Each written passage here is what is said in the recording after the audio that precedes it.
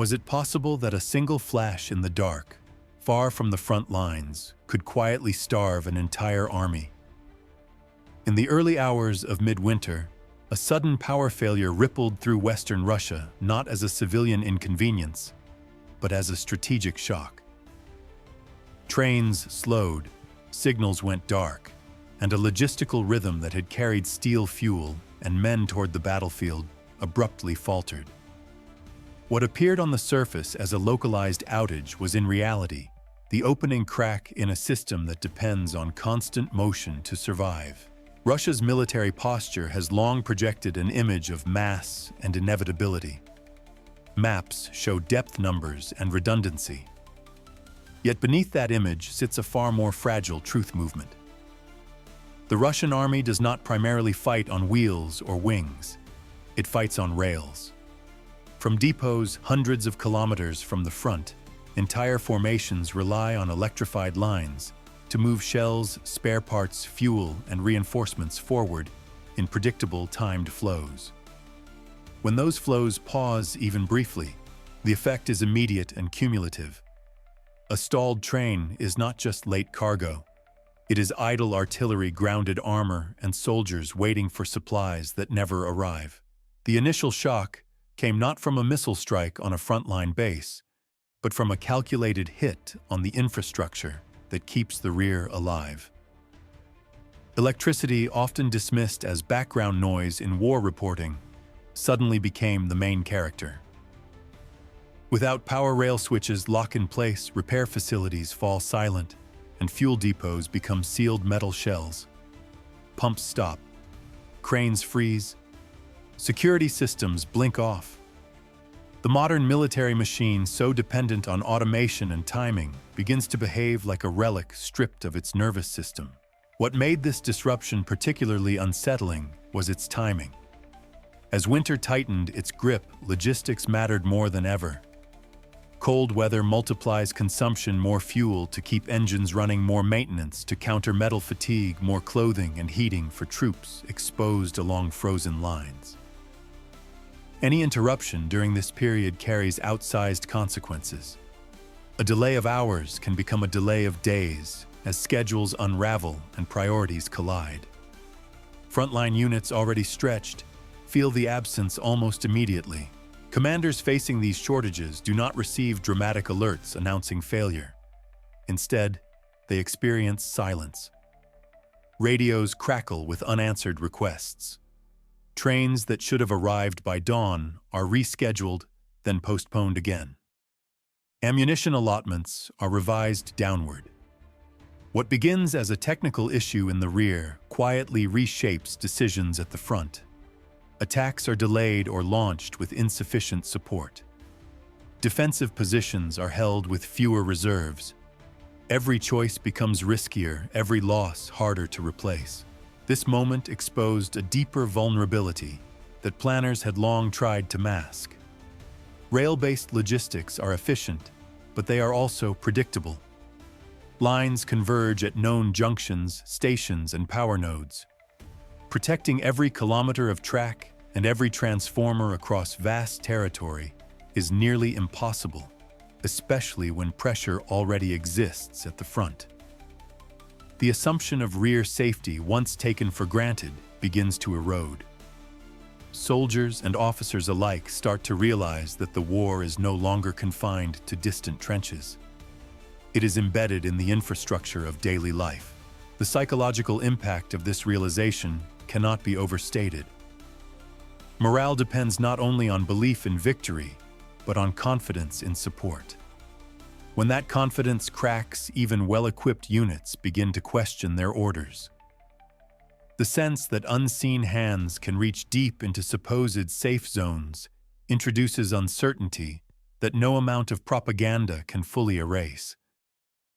The battlefield expands invisibly, stretching from frozen riverbanks to quiet substations and rail yards.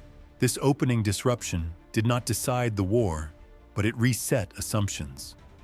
It demonstrated that control of territory means little without control of movement, and that modern conflict rewards precision over spectacle.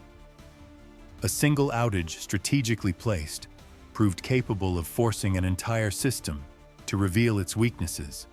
As trains sat idle and schedules collapsed, the question shifted from how many troops could be deployed to how long the system could endure repeated shocks.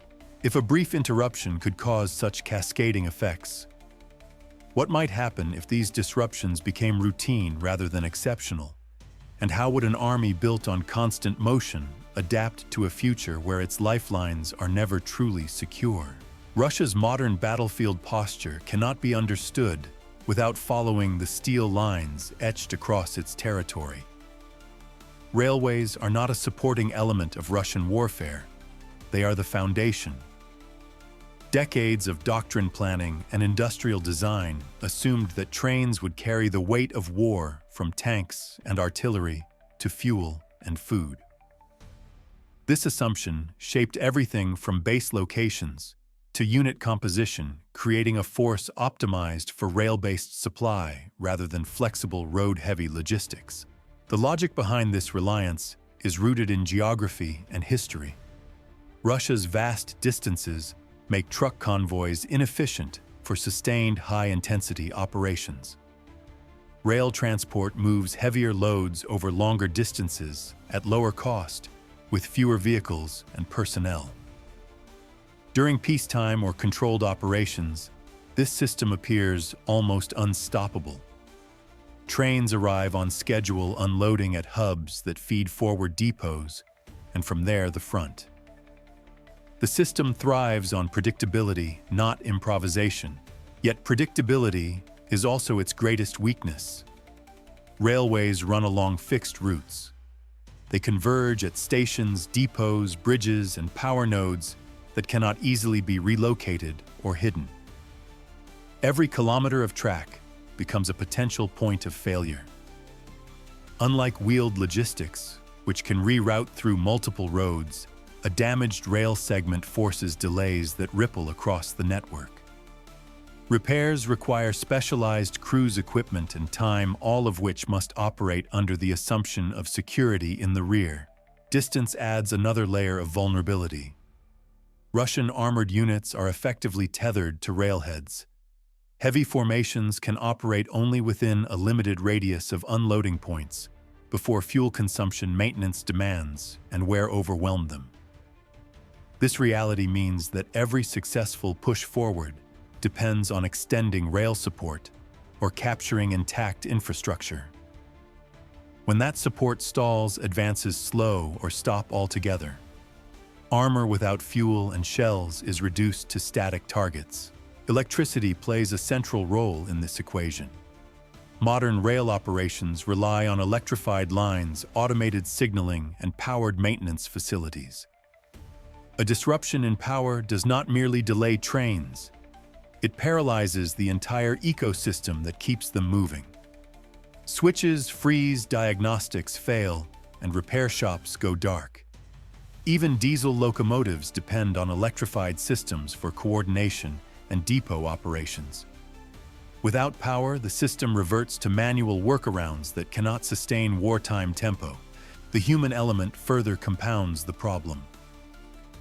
Rail crews, engineers, and technicians are highly specialized.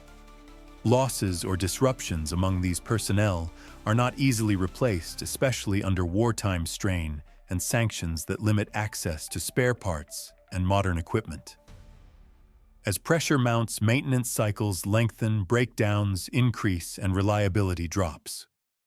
What once functioned as a smooth conveyor belt becomes a series of bottlenecks and improvisations.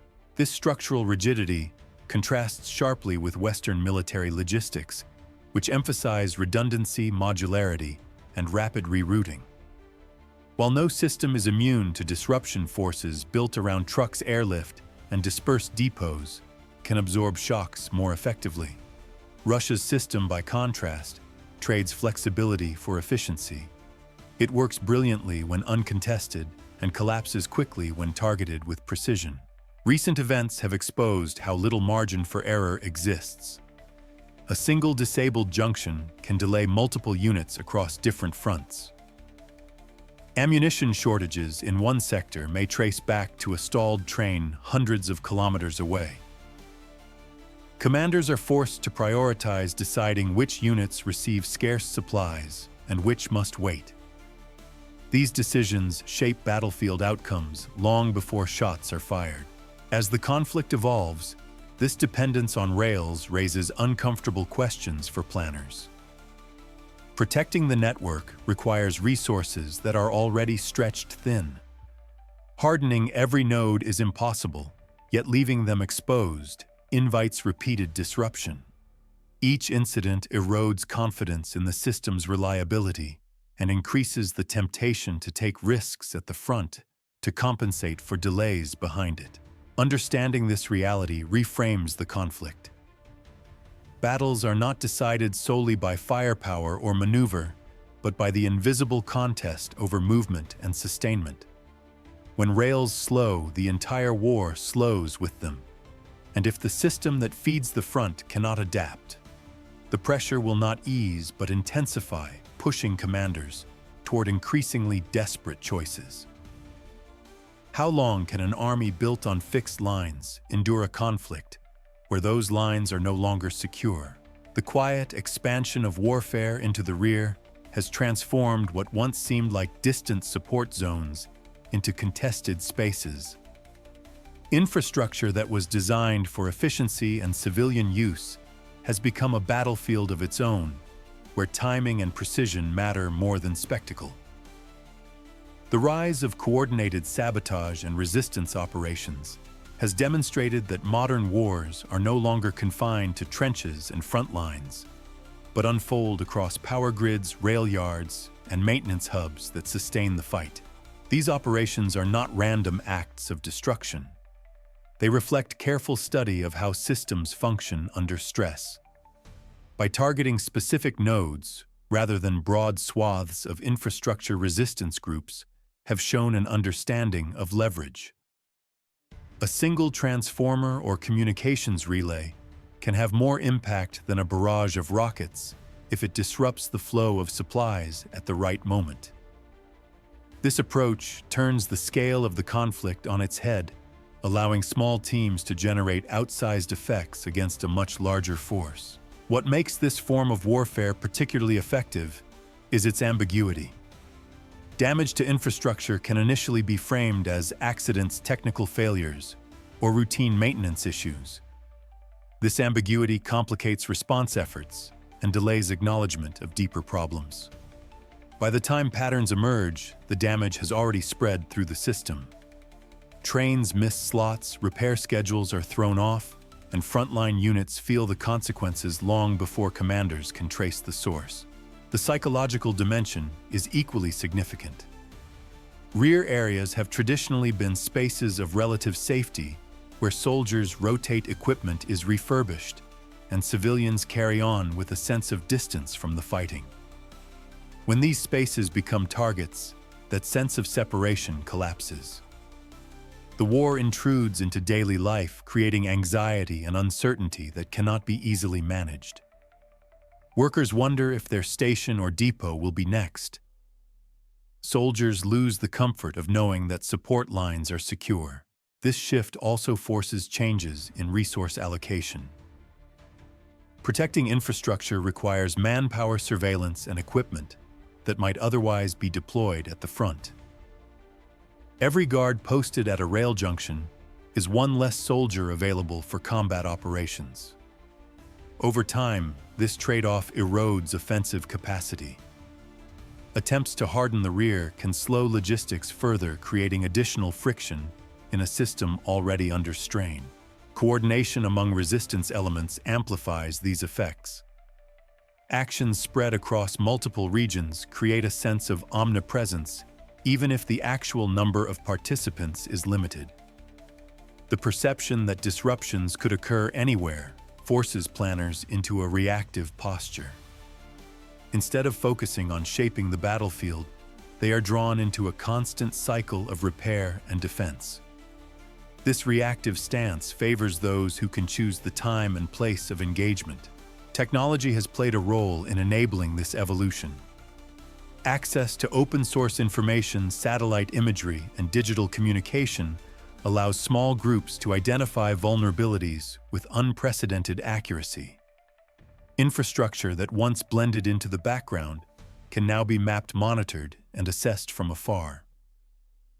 The result is a form of warfare that rewards knowledge and patience over mass and firepower. The broader implication is a redefinition of what constitutes a front line. Power stations, rail switches, and depots become as strategically significant as hills and river crossings. Control is measured not only in territory, but in functionality. An area that remains nominally intact but cannot support military operations is effectively neutralized. This reality challenges traditional metrics of success and forces a reassessment of how wars are fought and won. As these operations continue, their cumulative effect grows. Each successful disruption lowers the threshold for the next, as systems weakened by previous damage struggle to recover fully. The rear becomes a zone of constant tension rather than a stable foundation. This tension seeps forward, shaping decisions at the front and narrowing options for commanders under pressure. If the rear can no longer be assumed safe or predictable, how will military planners adapt their strategies, and can a system built on centralized infrastructure survive a conflict where its weakest points are persistently and deliberately exposed? When supply lines falter, the effects at the front are rarely subtle. Shortages do not announce themselves with dramatic explosions, but with creeping limitations that force commanders into increasingly risky decisions. Ammunition arrives late or in reduced quantities. Fuel is rationed. Spare parts are cannibalized from damaged vehicles that will never return to service. Over time, these constraints reshape tactics on the ground, pushing units toward methods that prioritize immediacy over sustainability. In areas where logistics have thinned, assaults become more desperate. Units that would normally advance with armored support and sustained fire are forced to rely on small infantry groups, probing defenses with limited backing. Losses rise quickly, not because of tactical incompetence, but because the margin for error has disappeared. When resupply is uncertain, commanders may press attacks sooner than planned, fearing that waiting will only worsen their position. The result is a cycle in which setbacks compound rather than stabilize. Morale suffers alongside material shortages. Soldiers can endure hardship when they believe relief is coming, but prolonged uncertainty erodes that belief. Reports from the front increasingly describe units operating with minimal rest and inadequate equipment, aware that replacements and reinforcements are delayed somewhere far behind them.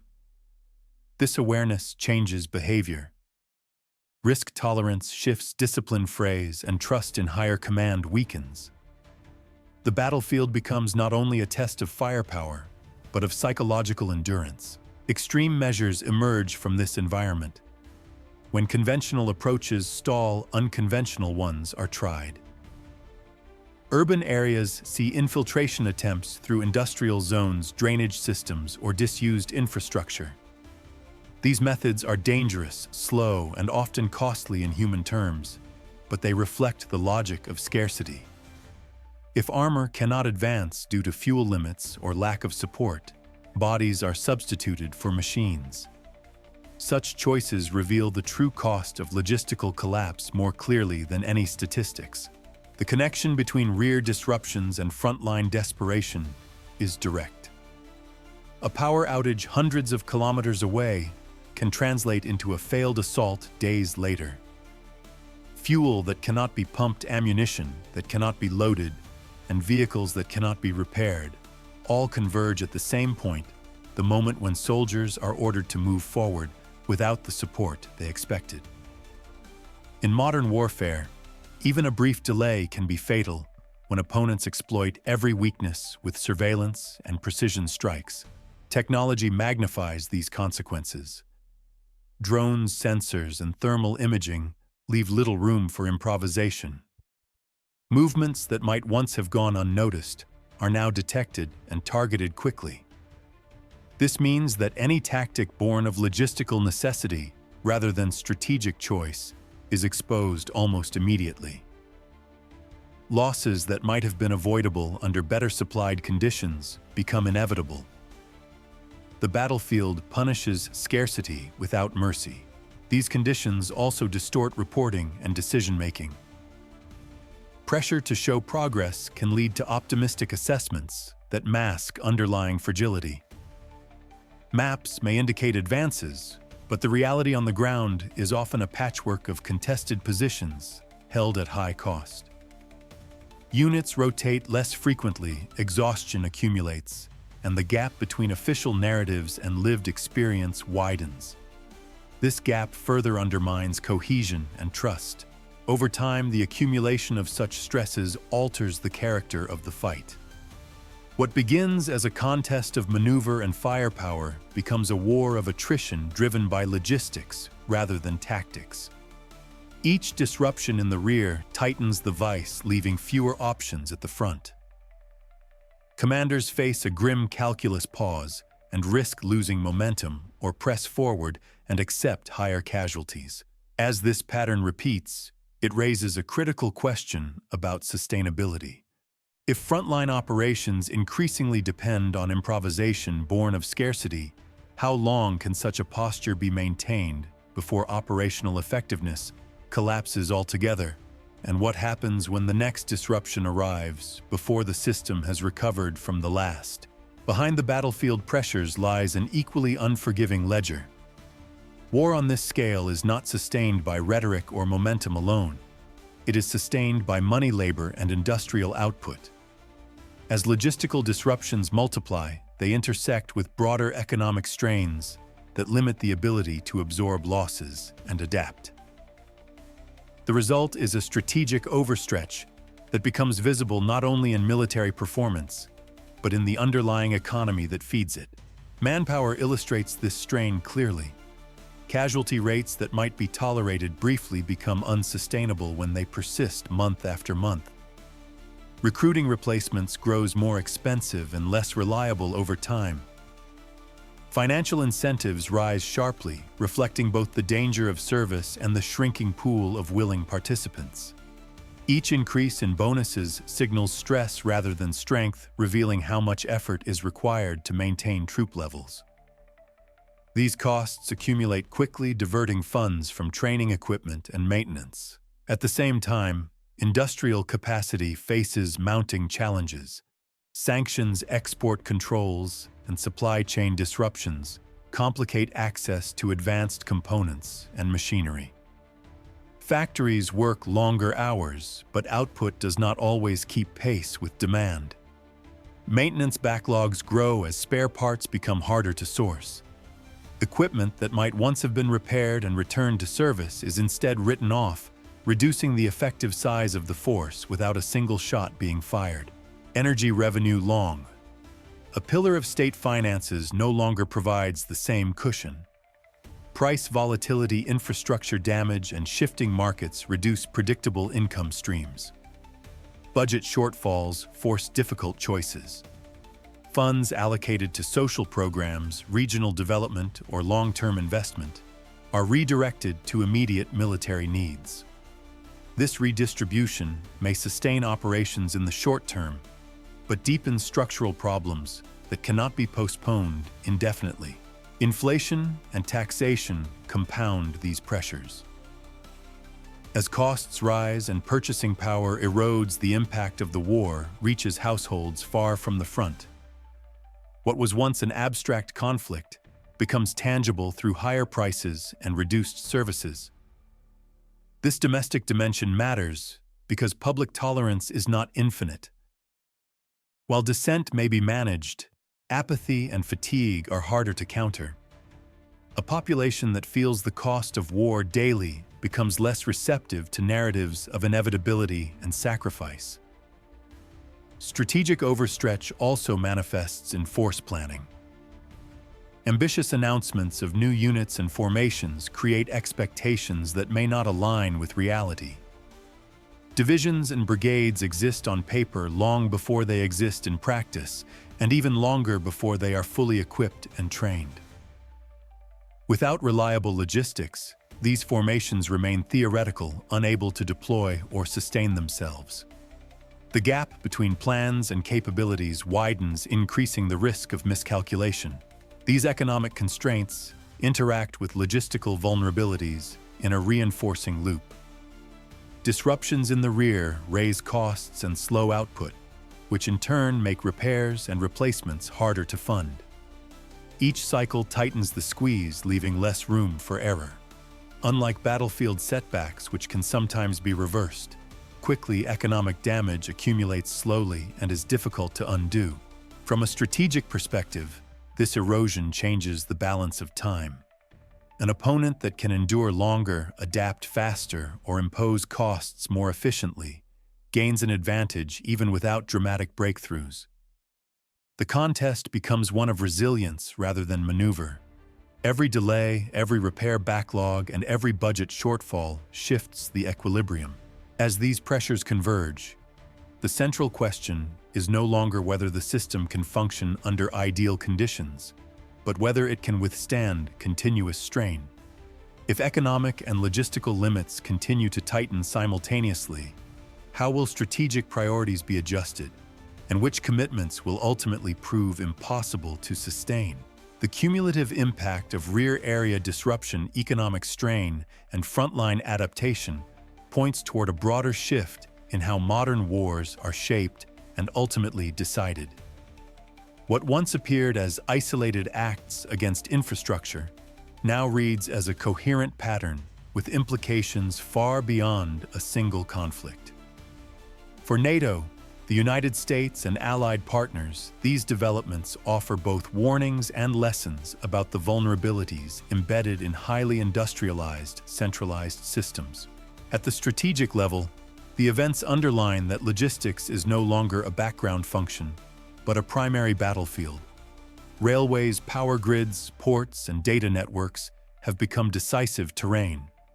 An army may possess numerical strength and advanced weapons, yet still falter if its sustainment systems are repeatedly disrupted. This reality reinforces a core lesson for Western planners: resilience matters as much as capability. Redundancy, dispersion, and rapid repair capacity are not luxuries, but necessities in an era where precision sabotage can have strategic effects. For NATO, the conflict highlights the importance of protecting critical infrastructure at home. The assumption that rear areas are safe in a high-intensity conflict no longer holds. Hybrid tactics blur the line between war and peace, forcing governments to think about defense in broader terms. Power stations, transport hubs, and communication nodes require the same level of planning and protection once reserved for frontline bases. This has implications for budgets, civil-military coordination, and public preparedness.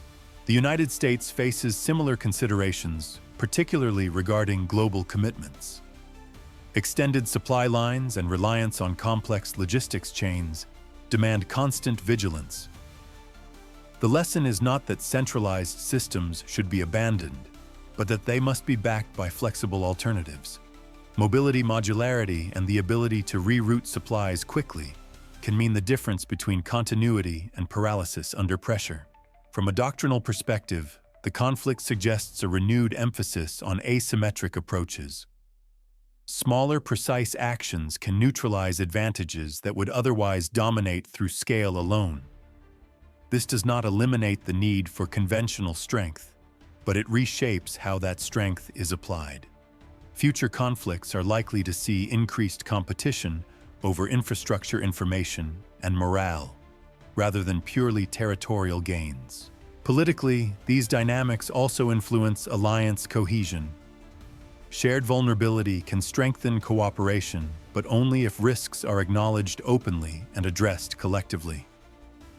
Transparency about weaknesses builds trust, while denial invites exploitation.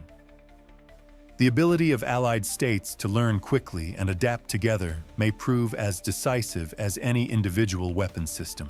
Looking ahead, The trajectory of the conflict suggests that endurance will outweigh spectacle. Success will favor those who can sustain operations, protect lifelines, and impose costs over time without overextending. This is a contest measured in months and years, rather than days and weeks, where incremental advantages accumulate quietly until they shape outcomes. As modern warfare continues to evolve, one question remains central in a world where power grids and rail lines can influence the fate of armies. How prepared are advanced societies to defend not just their borders, but the systems that keep them moving?